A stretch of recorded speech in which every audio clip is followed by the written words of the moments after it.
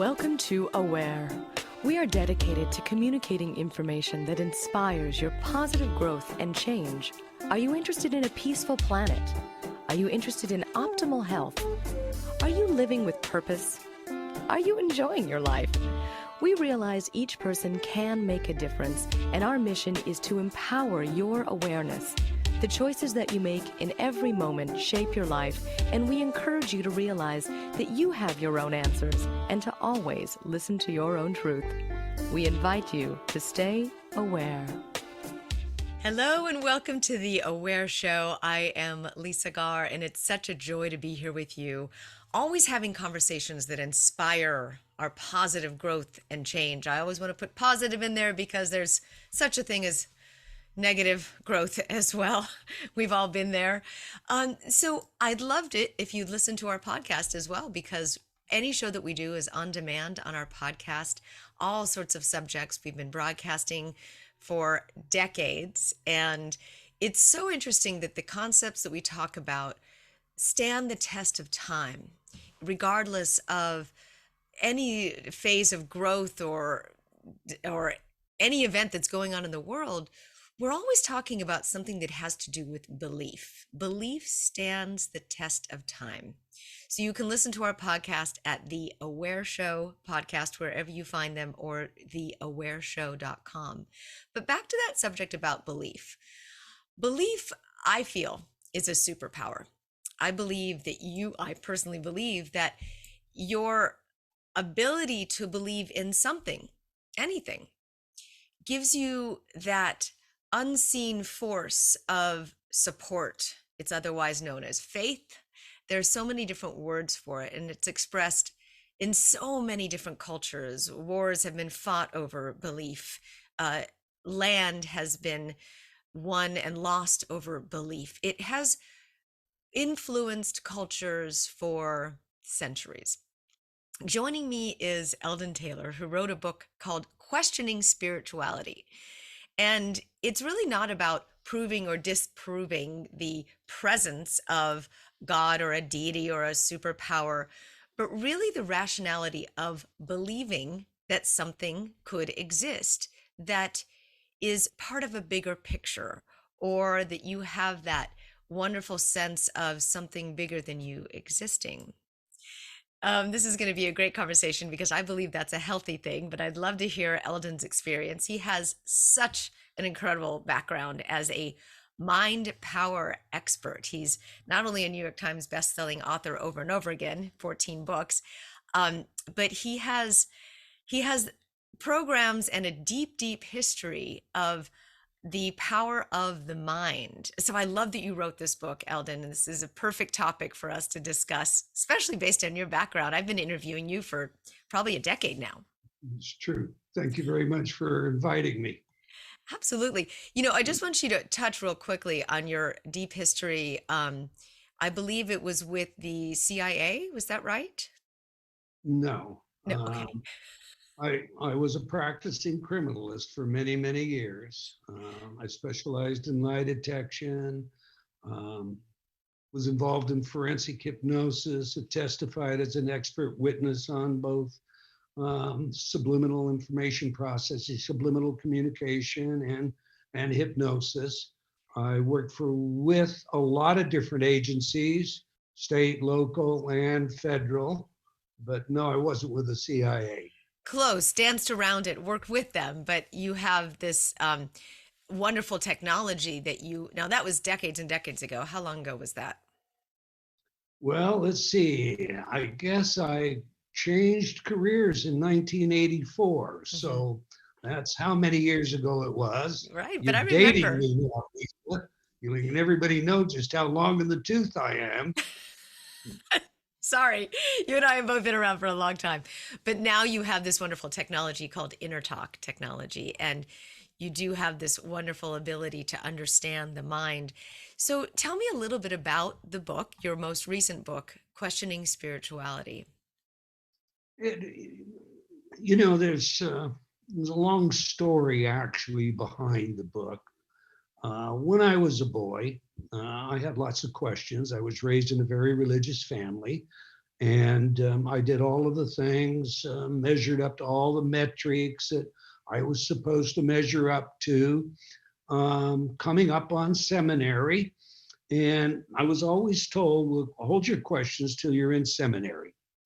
I get to seminary, I have my questions, I start asking them, they're reasonable questions. Look, why is it that we celebrate Christmas on the 25th day of December? I mean, the historical records say that's not correct. I mean, that's the cult of Great Mother, 300 years before Christ, participated in the blood and the flesh of a sacrificed bull on the birth or rebirth of the S-U-N son. What is this symbolism?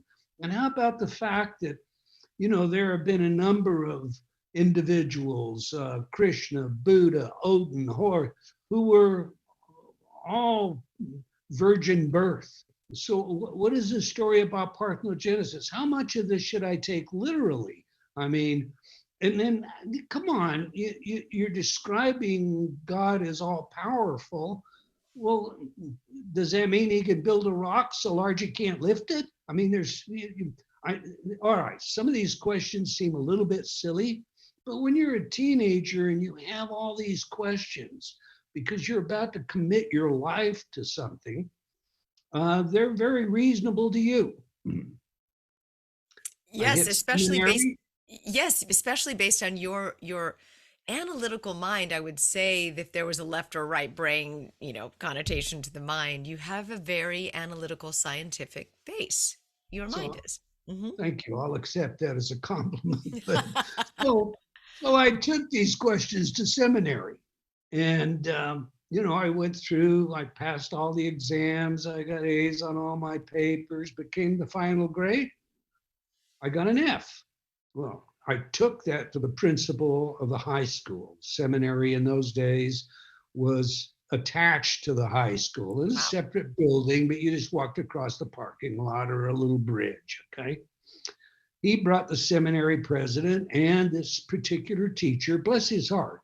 I have no animus toward him at all, because he probably was one of the greatest blessings I could have had for my entire life. But he brought him over to the principal's office where we met. And I was told that I was a disruptive influence because of all these questions. I could have my A, but only if I never came back.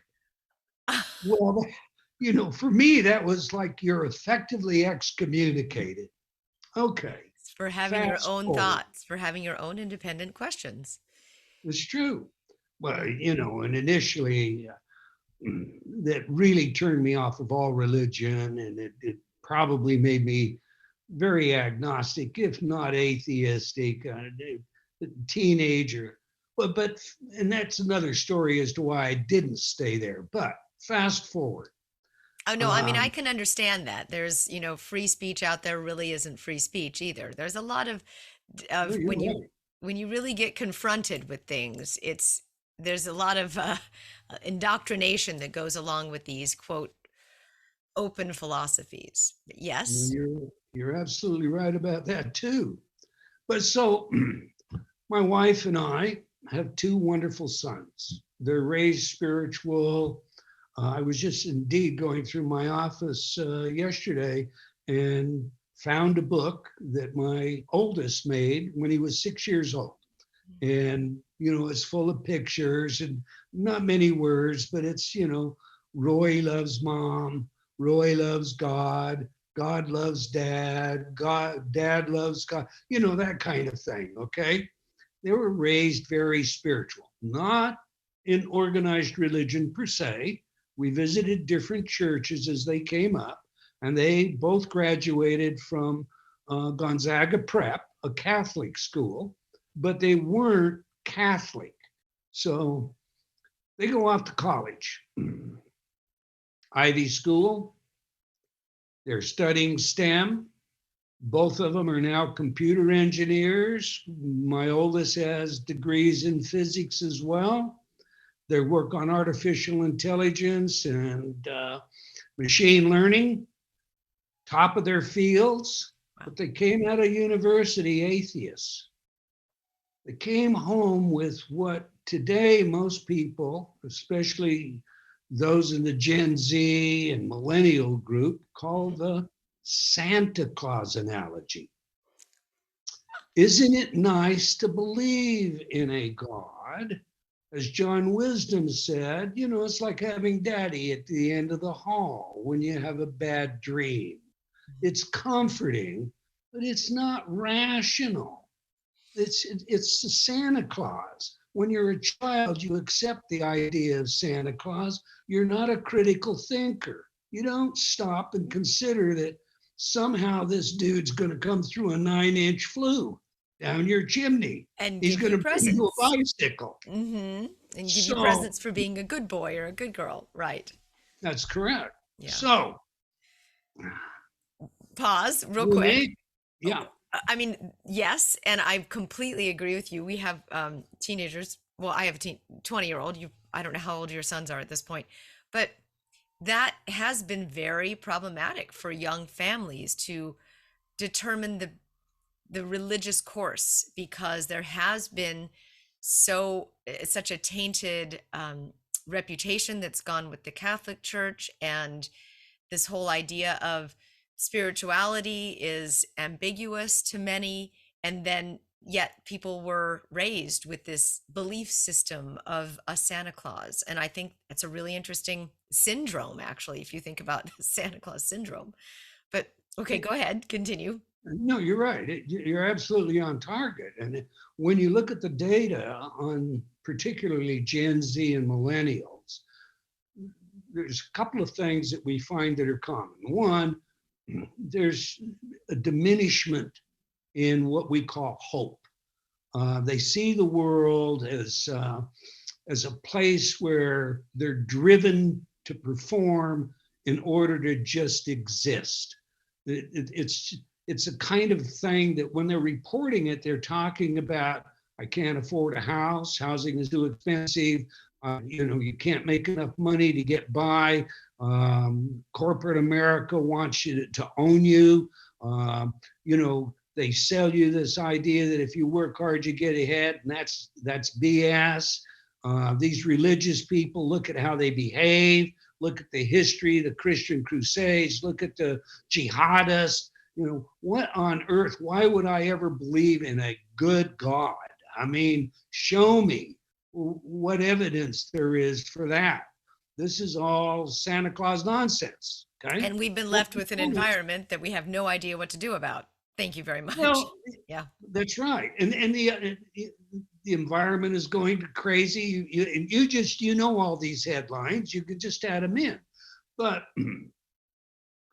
my sons came home agnostic to atheist because of another factor.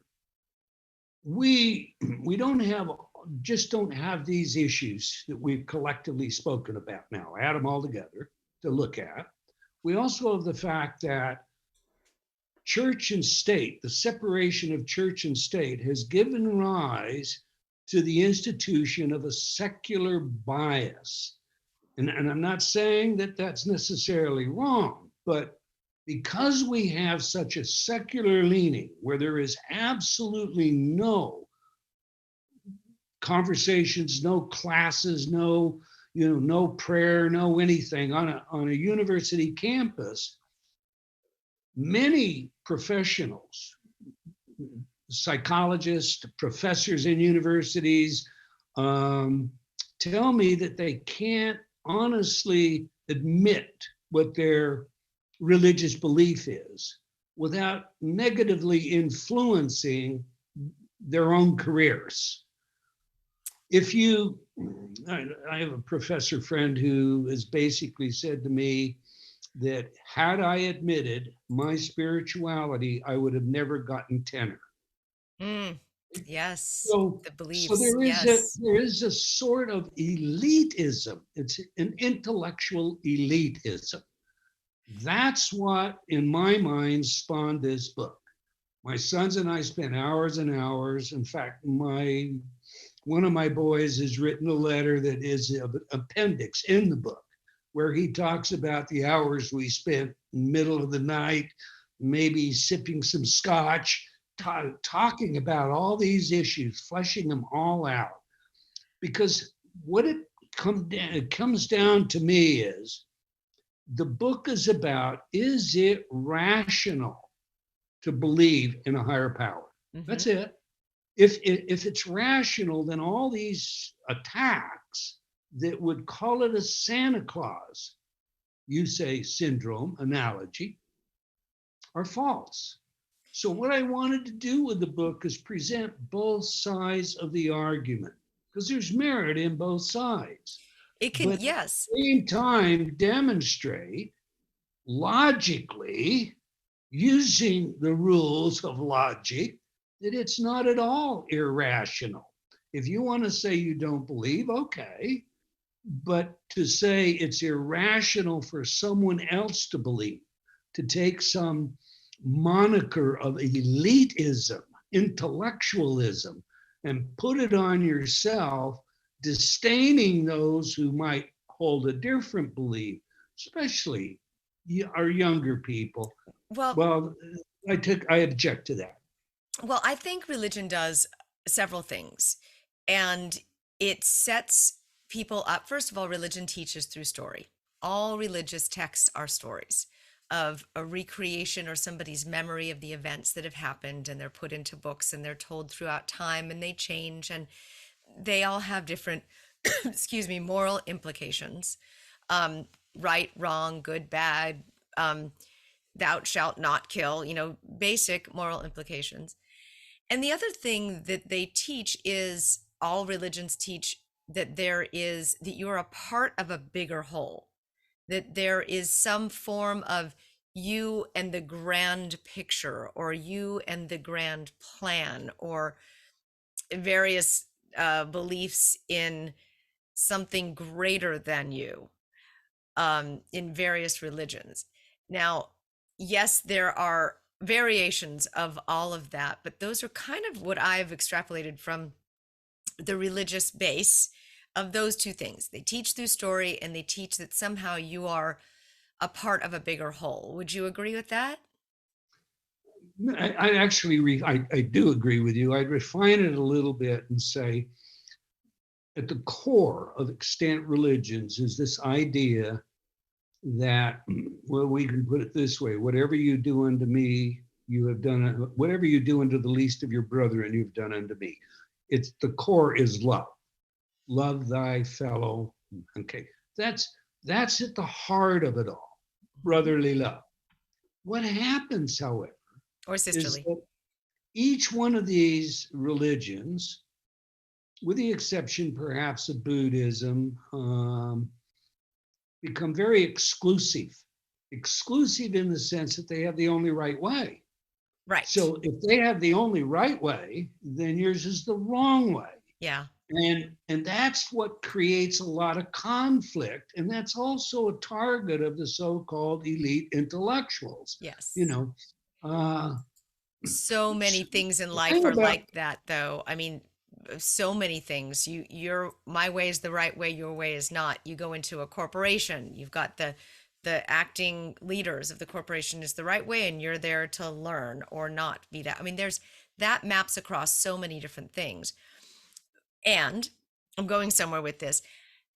You've seen on social media and amongst our millennials and our Gen Zs is that there's this lean towards self-belief, belief in the self. Like, I believe in me, and I believe in you, and you go, girl. And that whole idea of discovering the self, I think, is the backlash of the lack of religious upbringing in the modern family.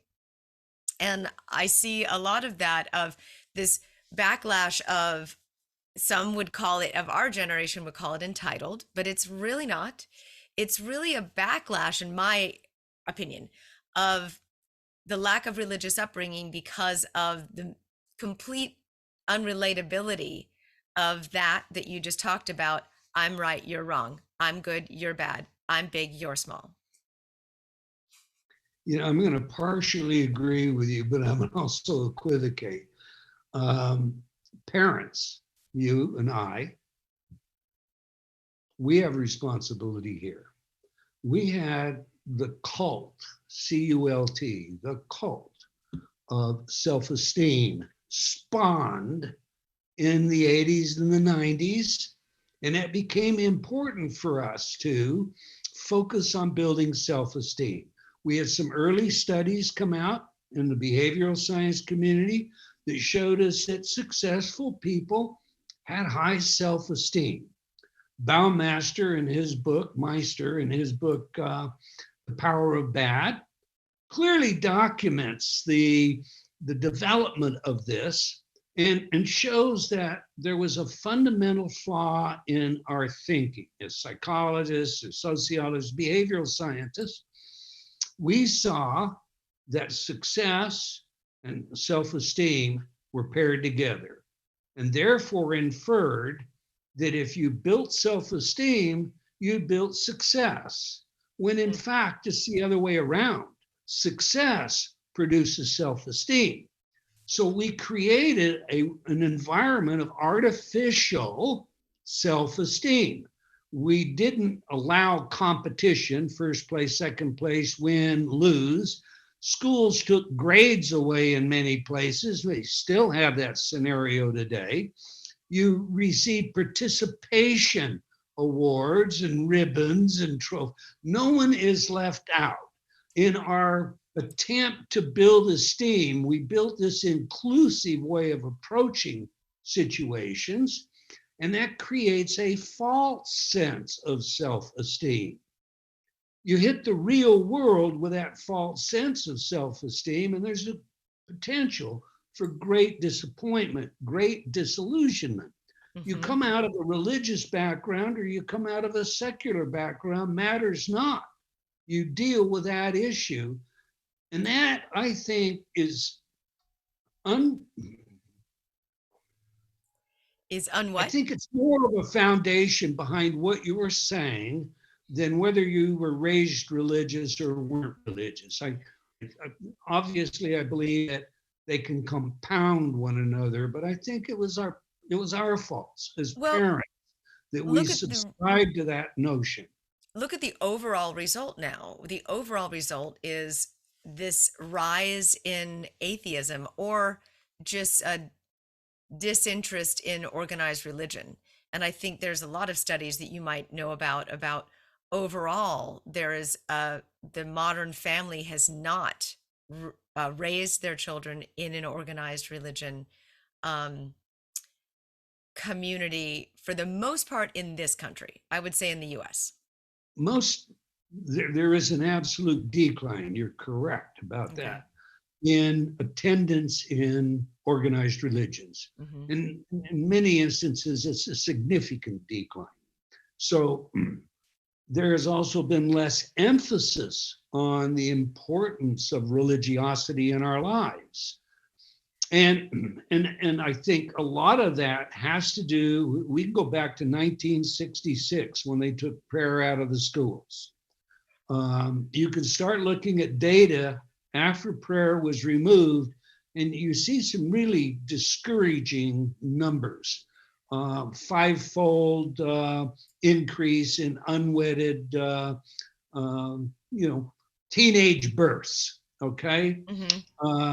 Divorce rate increases, violent increases. Now, it's easy when you do historical mapping to say, well, since 1966, look at the rise in crime. That doesn't necessarily mean that the rise in crime is there only because, or even partly because, but these numbers are all associated with that. At any rate, when the nation took the position that church and state would truly separate, something our framers never intended, that they would truly separate in the sense that you could no longer speak about religious matters within the public education system, then the deterioration you're addressing began. So along with that, I'm curious about other countries. And you take countries like Israel that have, their the clock during the day for specific ceremonies, and many places of Saudi Arabia and all over the world in other countries other than the US where the deep tradition of their religious lineage exists. Has there been a similar experience of, I mean, relationship to crime or to unefficacy? Is that a word? You know, many areas of the world have seen increases in crime, not comparable to what we have experienced.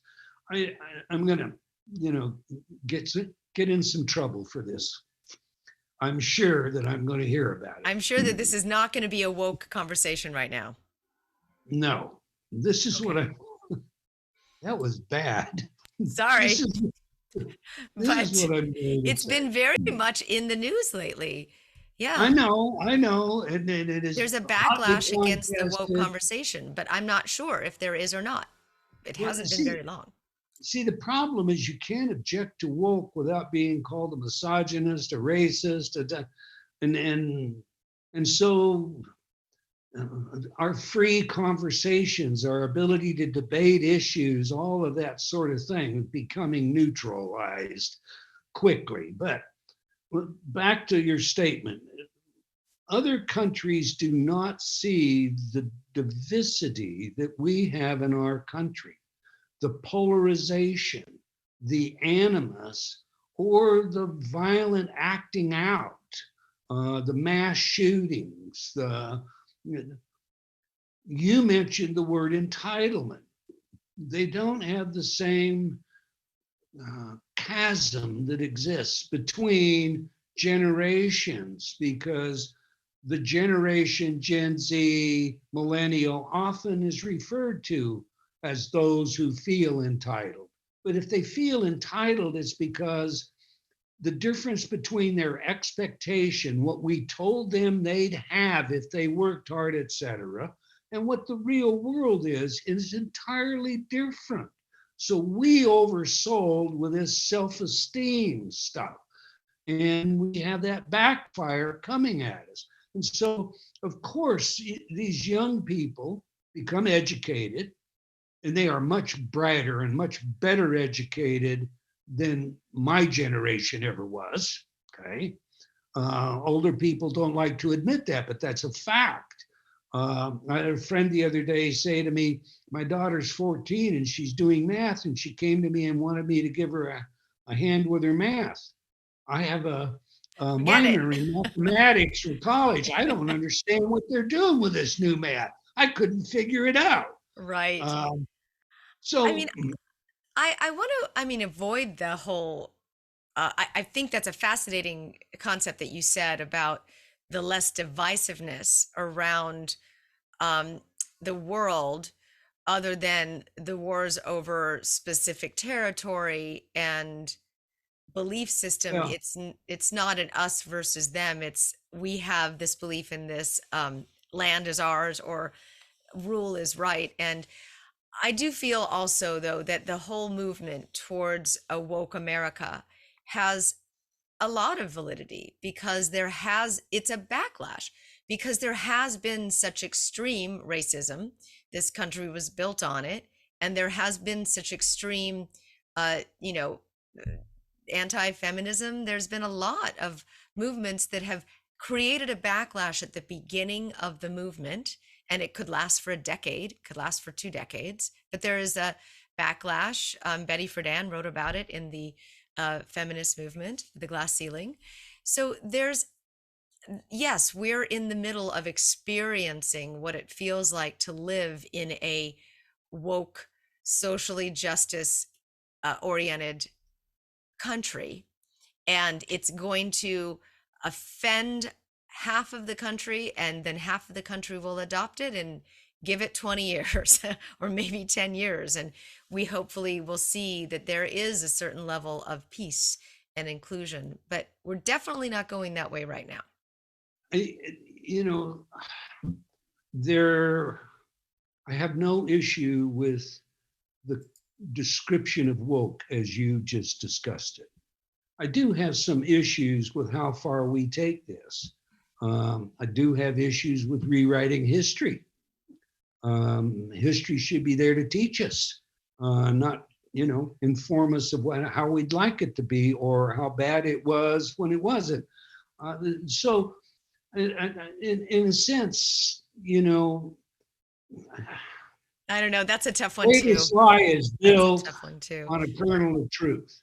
I think the entire woke movement began with some really important issues and Yes. should stay going with those issues. They are important, and you listed a number of them.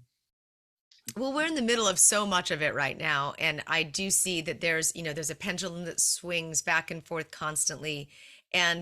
But I mean, back to the idea on spirituality, it's an impact of the same conversation. It's kind of the macro of the same conversation of, are we moving away from organized religion for a reason? Is the Santa Claus effect real? And let's talk now about belief. Let's talk about some of the benefits of belief. What? Let me comment on where we were just before you close it, okay? Okay.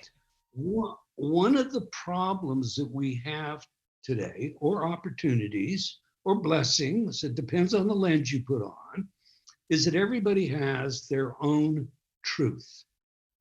And that's part of this whole, okay. Now, I would challenge you or anyone to give me an epistemological certainty. So when we start talking about truth, we really need to recognize that there's a difference between a belief and a fact, and that your belief and a fact are two separate conversations. If you want to say what you believe is fact, you are now in that irrational area. Okay, I got a good one for you. So I was listening to a show the other day, the Jesus Christ show, and it was on the radio, and it's a Christian show, and someone called in and said, I have good people around me, good people in my neighborhood, but they don't believe that if you once you've given your self to Jesus and you believe in Jesus, that you're going to go to heaven. They don't believe that. And the answer was, so basically anyone who doesn't believe that they are that Jesus is their savior will go somewhere other than heaven or not be saved. That's it. Mm-hmm. And the pastor said, it's like a phone number. If you misdial the phone number, you're not going to get the right location. So you have to have this certain formula or phone number in order to go directly to the source of the person that you're wanting to reach. That is his belief system. Okay. That he is completely convicted in his mind. If you believe in Jesus Christ, you will go to heaven. All those that don't will not. You will be saved if you do. And this is also the belief system of the Christian faith. And no judgment here whatsoever. I'm just stating the facts of the belief system here. That's the frequency that the Christian faith believes in. So yeah, there is a hardcore belief system that is factual in the minds of Christian people, right? Okay. Again, I'm going to say to you, there is no evidence for what this pastor said to you, okay? Empirically. He could have a discussion with a Muslim, and they would have two entirely different belief systems that they both would argue are fact. Right. Neither of those are fact. They are both belief. A fact has an empirical basis to it. When you, and I don't care if you're the scientist or the theist or the atheist or the lay person, when you conflate belief with empirical fact, you've become irrational. part of this, the reason writing this book was to show that much of the arguments by the atheists are indeed conflations that are irrational, more irrational indeed than the thinking of those that we'll call them theists, who believe in a higher power. Not necessarily this religion or that religion or that religion, but just believe, as you said at the opening of the show, in something larger, something that we connect to, something that, in my view, I dislike words that define. And it's like I'm sitting at a conference table in my radio room right now. Mm-hmm. And if I were to say to you, this table is oblong, that presupposes it's not round or square or triangular. When we define something, we say God is all loving. We created a problem because we delimit it. And somebody says, well, he's all loving. What about these natural catastrophes? What about that poor child that's born deformed? What you see, I'm with Plotinus, the philosopher, the Greek philosopher. This idea of whatever all of it is, this unmoved mover, as Aristotle called it, in reality is just simply ineffable. We're incapable of communicating it in some linguistic convention. So we just accept it, that it's not only so much more than what we are, but we don't have the ability to put it into descriptors that therefore define it and delimit it and tell us what it's not, and imply all these things that it must be. So I'm going to come back and say, fact is empirical. Belief, it may be a fact that you believe that, but that doesn't make what you believe a fact. That is well said. It may be a fact you believe that, but it doesn't make what you believe a fact. And that is a really great way of saying that. It comes down to what is true about the soul, just about the human being. And I have a friend who did convert to Christianity, and it has actually improved her life, her morality, her way of thinking. And good. I mean, it was a good move for her.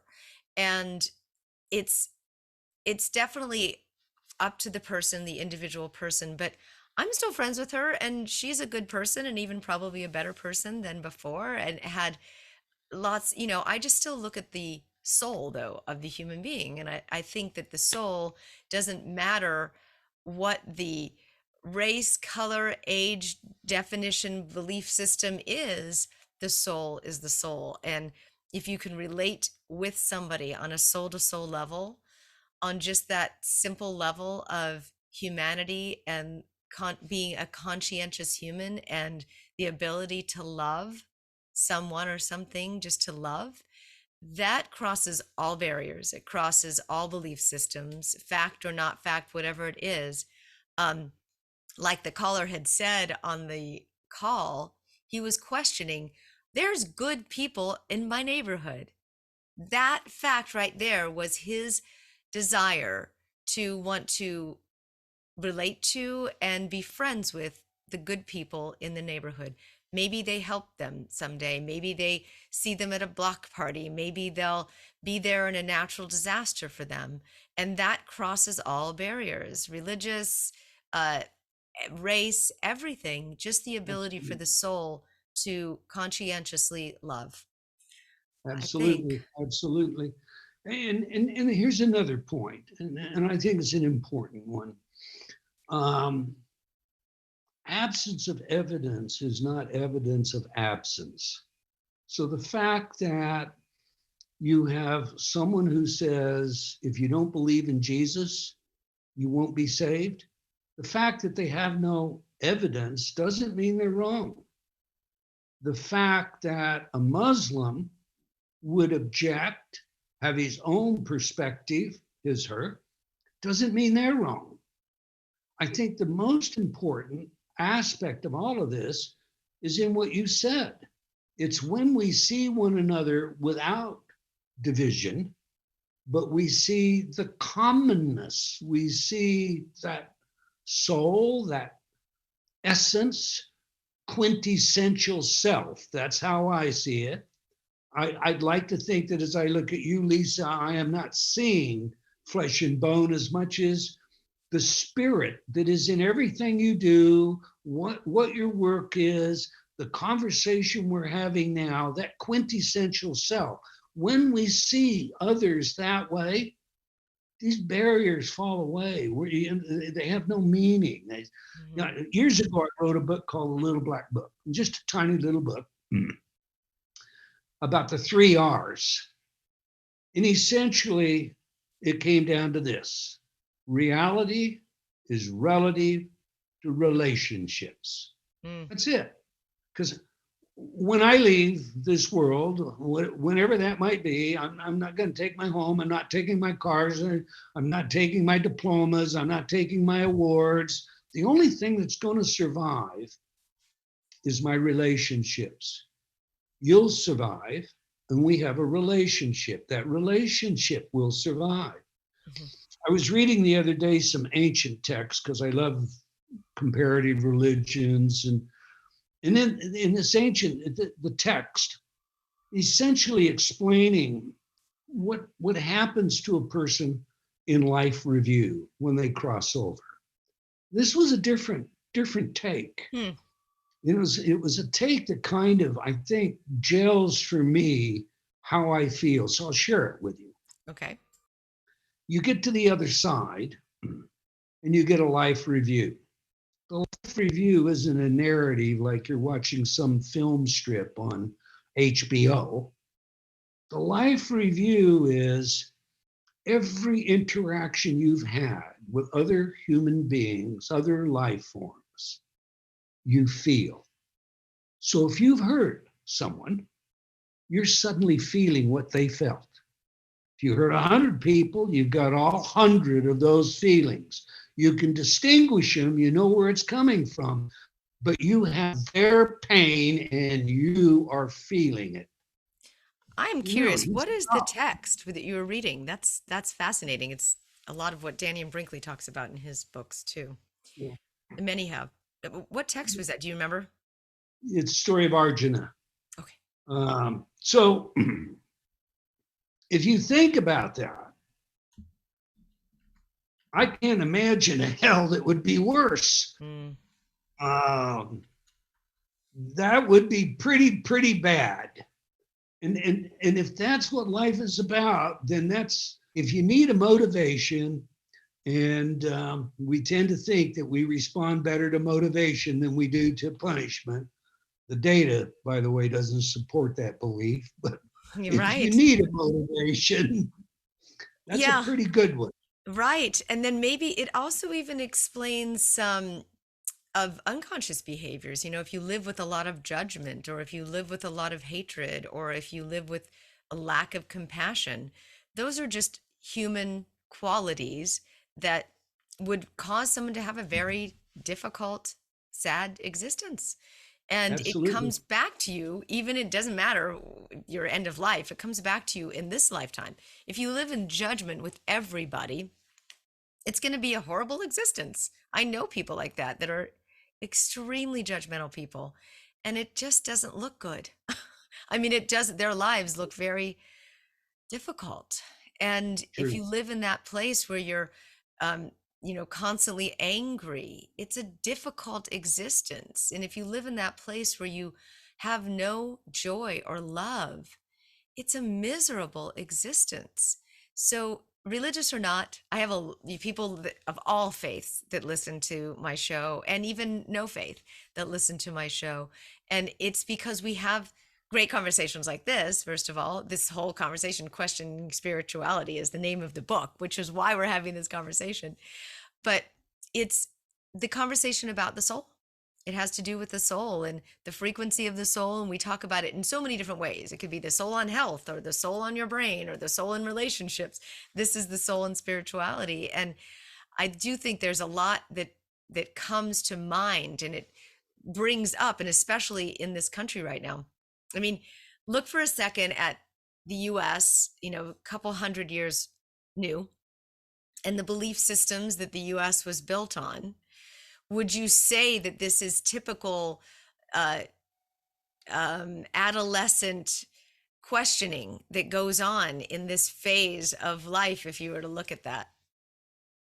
I don't know that I'm qualified to answer that, but from what my history leanings would say, we don't have any evidence that would suggest that's correct, because if Right. we look at other countries, we don't see countries go through this kind of process. The United Kingdom, of course, England, it's been through all kinds of internal strife, division, wars with itself, etc.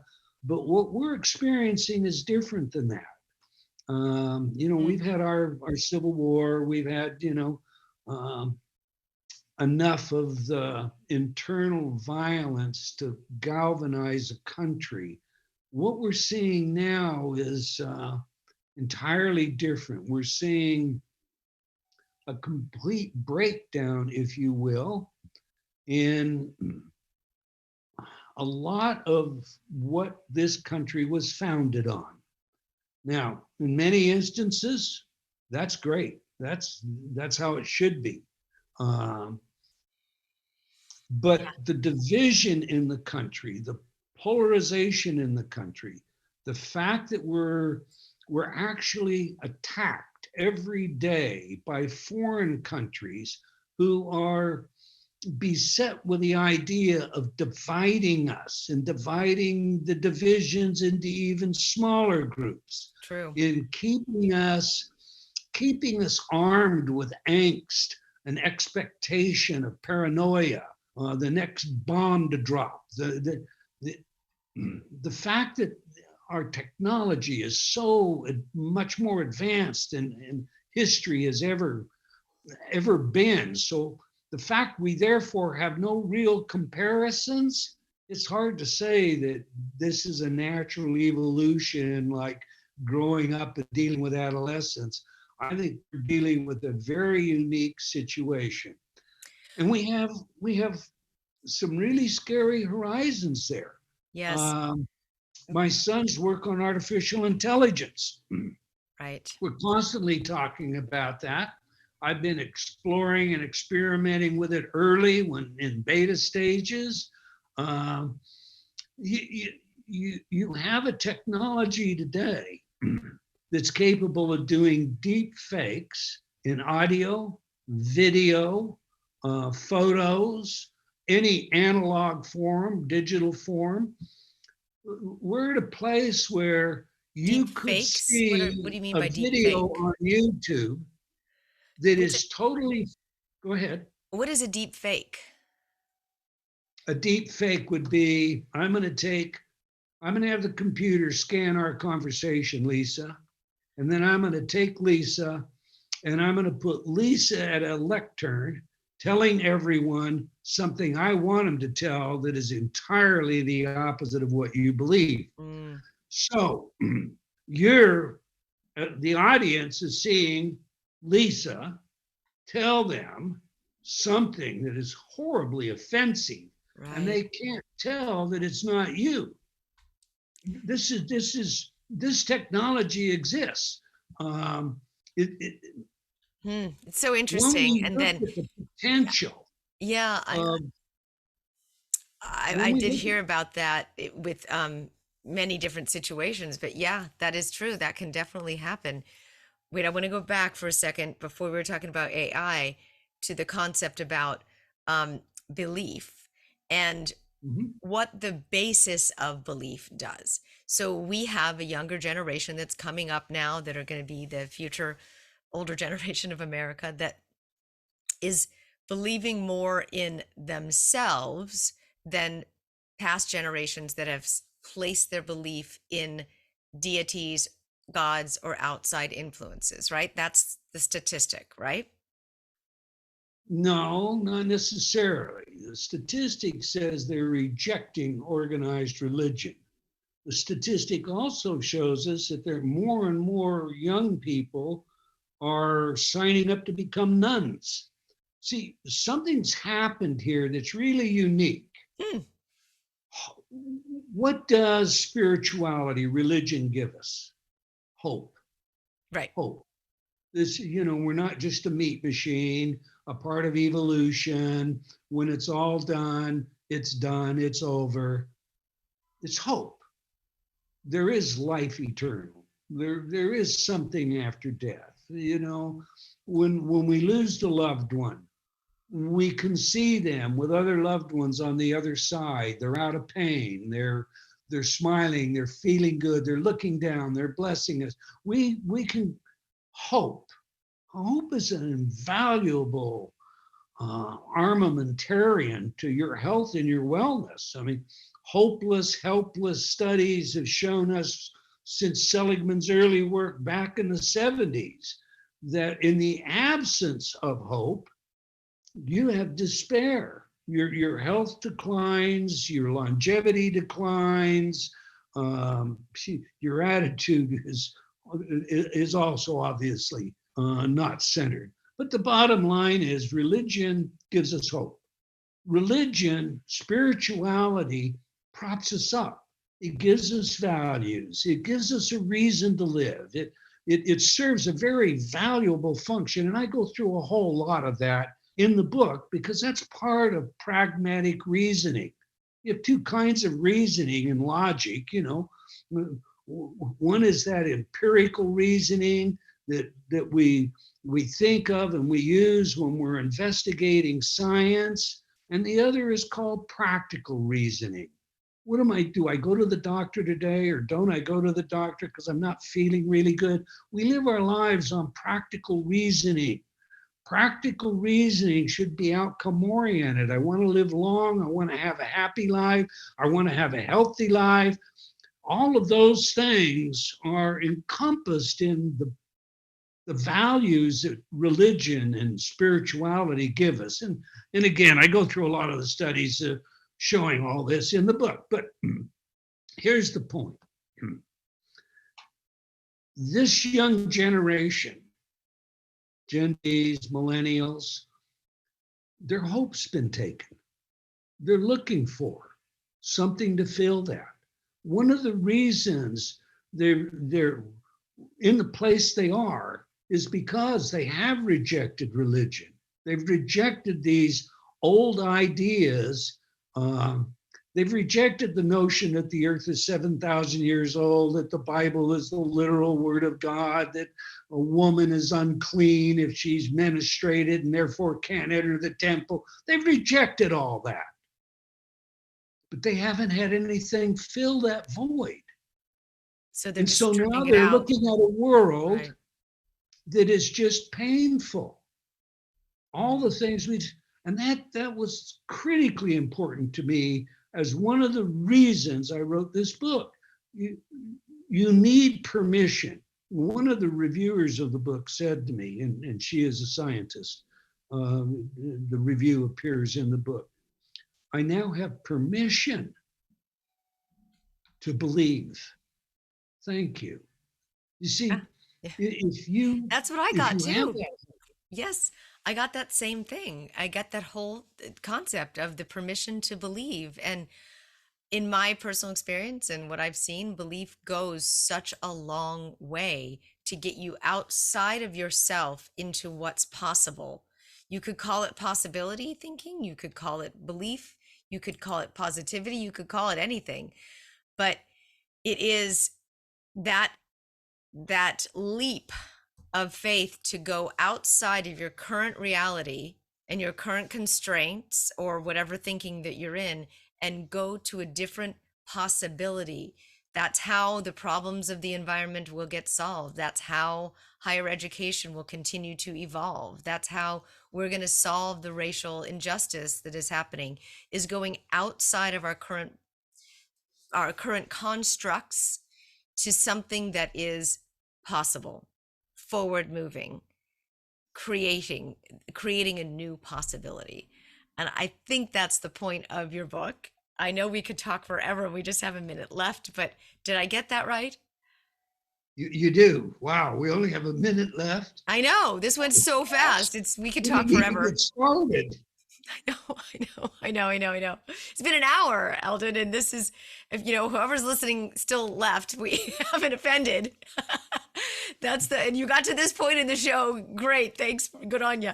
It's all about that. It's about going beyond your current construct of your thinking into what's possible, what is forward moving, and what creates positive growth. Amen. Okay, you agree? Yay! Great. Thank you very much, Lisa. I love you. Thank you so much, Eldon. I always love our conversations. And again, the book is called Questioning Spirituality, which we just spent an hour doing. I'm Lisa Garr. And again, you can listen to this on our podcast, share it with friends at The Aware Show, wherever you listen to podcasts, and the website, theawareshow.com, to get all the information on our guests. And until next time, I invite you to stay aware.